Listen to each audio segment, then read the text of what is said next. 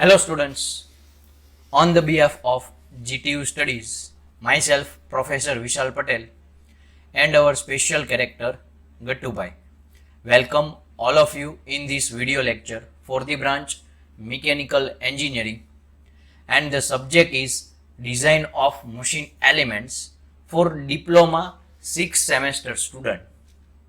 જે અત્યારે 6 સેમેસ્ટરમાં સ્ટડી કરી રહ્યા છે એમને આ ખાસ ઇમ્પોર્ટન્ટ સબ્જેક્ટ છે, કારણ કે એક તો લાસ્ટ સેમેસ્ટર છે અને એમાંય તે હવે આ સેમેસ્ટર કમ્પ્લીટ થાય એટલે કાં એમની પાસે જોબ કાં તો ડિગ્રીમાં એડમિશન હોવું જરૂરી છે.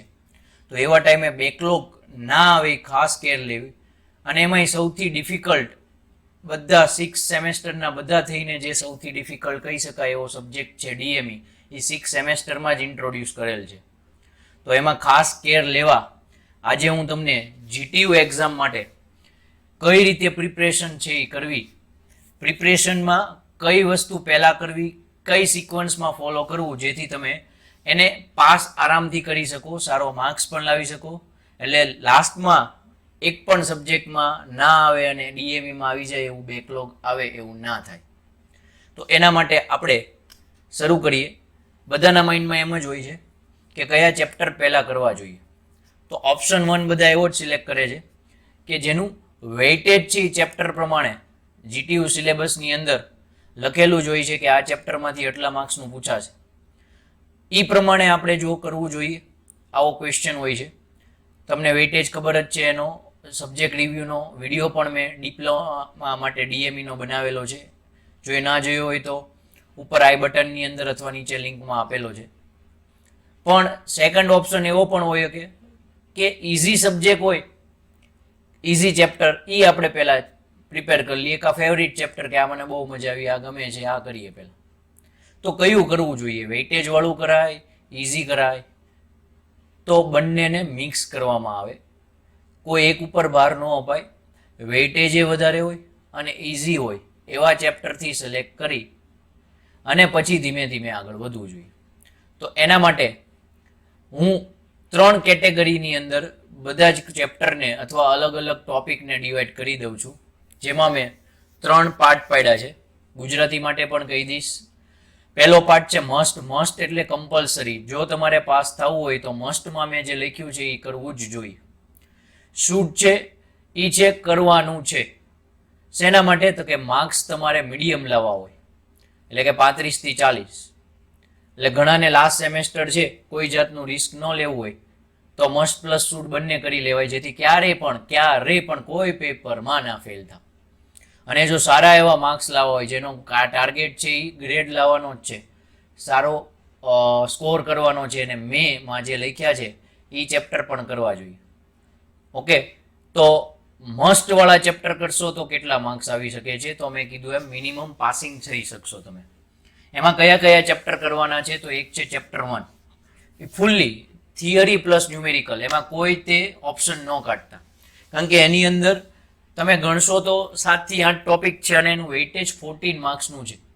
એટલે બધું જ આઈએમપી થઈ ગયું. એ ખાસ કરી લેજો. સાવ ઇઝી ચેપ્ટર છે. દરેક ટોપિક છે એ તમને ડીએમઈનો ડિપ્લોમાનું પ્લેલિસ્ટ અલગ છે એમાં મળી રહેશે. ચેપ્ટર 6 છે પ્રેશર વેસલનું. 7 માર્કનું જ વેઇટેજ છે, પણ ઇઝી ચેપ્ટર છે. 3 કે 4 જ ટોપિક છે, નાના નાના, થિન સિલિન્ડર, થિક સિલિન્ડર, અને એમાં 3 કે 4 જ ઇક્વેશન આવે છે. જે પાકા કરી નાખો તો સમય આવડશે અને થિયરી આવડશે. પછી ચેપ્ટર 7 છે, એ છે બેરિંગ. એ પણ 7 માર્ક્સનું છે, પણ ઘણું ઇઝી ચેપ્ટર છે. 2 ટાઈપના બેરિંગ આવશે, હાઇડ્રોડાયનેમિક બેરિંગ અને રોલિંગ કોન્ટેક્ટ બેરિંગ. એમાં પણ રોલિંગ કોન્ટેક્ટ બેરિંગના જ તે સમ પૂછે છે અને એના 3 કે 4 ઇક્વેશન જે કરી નાખો એટલે આવડી જાય. એટલે આ 3 ચેપ્ટર એકદમ ઇઝી છે. ત્રણેય થઈને 28 માર્ક જેવું છે, એ તમે આરામથી લખી શકશો. પણ એટલું કરવાથી કંઈ 23 ના આવી જાય, બટ ઓબ્વિયસ છે. એટલે સાથે સાથે આ 3 સિવાય જો તમારે બીજા ચેપ્ટરના ન્યુમેરિકલ તમને અઘરા લાગે છે, ડિફિકલ્ટ લાગે છે, તો હું એક થિયરિટિકલ આઈએમપી ક્વેશ્ચન બેંક છે એ તમને સેન્ડ કરીશ. એ તમારી સુધી કેમ પહોંચશે તો એના માટે એક ગ્રુપ બનાવેલું છે. એ ગ્રુપ છે એ જોઈન કરવો હોય તો લાસ્ટમાં હું કહું છું એ પ્રોસિજર. પણ એ આઈએમપી ક્વેશ્ચન બેંક જે છે એ તમે થિયરિટિકલ વાળી આપીશ, ન્યુમેરિકલ એમાં નહીં આપું અત્યારે. એ જો આખી કરી નાખશો અને પ્લસ મેં 3 ચેપ્ટર કીધા, એ તો મિનિમમ 23 to 25 માર્ક્સ આવી જ જશે. એટલે પાસ તો તમે થઈ જ જશો. છતાંય કોઈને રિસ્ક નથી લેવું. તો સૂડની અંદર જે મેં 4 ન્યુમેરિકલ લખ્યા છે એમાંથી તમે ફર્સ્ટ કા કપલિંગવાળો કોઈ ન્યુમેરિકલ એક્સ્ટ્રા કરી લ્યો એટલે ક્યારેય ફેલ નહીં થાવ. પણ તમારે 23 કરતાં વધારે 35 થી 40 માર્ક્સ જેવું લાવવું છે તો સૂડની અંદર જે મેં કીધા ન્યુમેરિકલ મસ્ટમાં જે કીધા છે ટોપિક એમાં એડ કરવાના છે. એટલે કે numerical of quarter knuckle joint, lever, coupling and shaft. અને પછી જો એનાથી તમારે સારા એવા માર્ક્સ લાવવા હોય, તમને એમ થયું એટલું તો થઈ ગયું, આમાં હું શ્યોર છું એટલું તો આવડશે જ, then you can prepare the topic mentioned in the May. એટલે કે કદાચ કરવા જોઈએ જો સારા માર્ક્સ લાવવા હોય તો numerical of leaf spring, helical spring, riveted joint અને સી ક્લેમ્પ. તો આ રીતે તમે સિક્વન્સમાં ફોલો કરશો તો રિઝલ્ટ સારું આવશે. ઘણા બધાનું આઈ થિંક આમ જુઓ તો 90% ઉપરના સ્ટુડન્ટ્સનો જે મેં રિવ્યૂ લીધો છે એ પ્રમાણે આ પ્રોસિજરથી એમને કન્ફર્મ હેલ્પ થઈ છે, એ પાસ થઈ જ ગયા છે. બરોબર. ઓફલાઈન ઓનલાઈન બંને સ્ટુડન્ટ્સ છે એ મારી પાસે હોય છે, એ બંનેને આ રીતે હું ગાઈડન્સ આપું છું ને તરત જ હેલ્પ થતી હોય છે.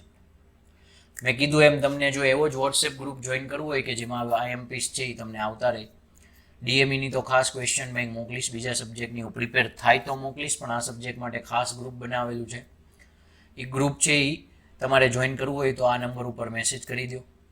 અને જો તમે ઓફલાઈન ભાવનગરમાં જ અવેલેબલ હો અને જો તમારે ઓફલાઈન જ રૂબરૂ સ્ટડી કરવું હોય મારી પાસે તો એની રિમિડિયલ બેચ પણ છે એ સ્ટાર્ટ કરવાનો છું. અને કરી દીધી છે એમ કહેવાય, કારણ કે સ્ટુડન્ટ્સ છે એ શીખવા માંડ્યા છે. થોડાક જ દિવસ છે, જો એ જોઈન કરવું હોય તો એ પણ કરી શકો છો. Any have doubt if you have તો તમે બીજા કોઈ પણ મીડિયમનો કોન્ટેક્ટ એના થ્રુ કરી મારા સુધી તમારી ક્વેરી પહોંચાડી શકો છો. તો આઈ હોપ તમને આખો આ સિક્વન્સ છે એનો વિડીયો છે ગમ્યો હોય છે, ખબર પડી છે અને તમને ખરેખર હેલ્પ થાય એવી હું આશા રાખું છું. એ સાથે તમે વિડીયોને લાઇક કરો, શેર કરો બધા જ ડિપ્લોમા મિકેનિકલ 6 સેમેસ્ટર સ્ટુડન્ટ્સને, જેથી આ એને હેલ્પ થઈ શકે. અને સબસ્ક્રાઈબ ના કરી હોય તો ગટ્ટુભાઈ પણ કહી રહ્યા છે યાર, સબસ્ક્રાઈબ કરો GTU studies channel. Thank you.